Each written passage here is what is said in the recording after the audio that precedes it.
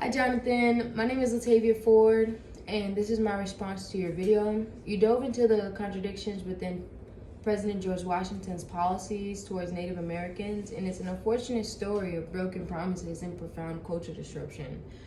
We talk about George Washington, we will hear a lot about, when we talk about George Washington, we will hear a lot about his promises of peace and fairness. He publicly advocated for harmonious relations within the Native American community and sought to secure lands through diplomatic means. However, the reality of American expansion tells a different tale. Washington's rhetoric of peace was frequently contradicted by aggressive tactics aimed at seizing lands or native lands. Treaties which were supposed to ensure mutual respect were often ignored and outright violated.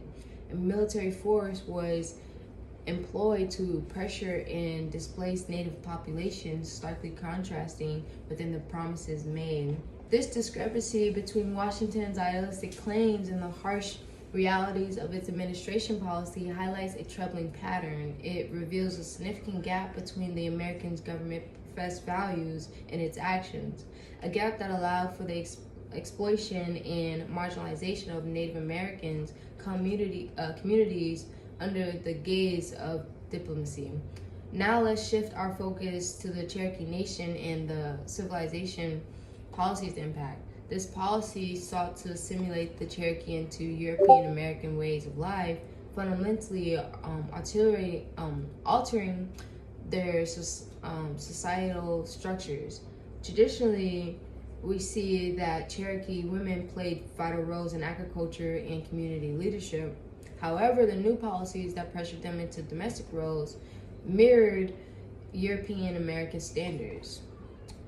And this wasn't just a change in occupation, it was a direct attack on their culture, practices, and social hierarchies.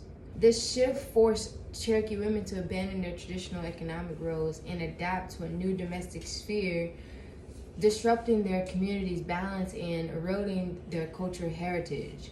This imposition wasn't merely about job description, it was an attempt to dismantle indigenous cultures and replace them with European American values.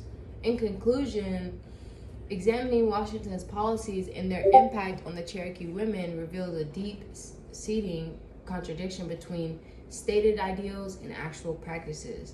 It reminds us that while history often highlighted grand promises, noble intentions, the reality can be far more complicated and troubling.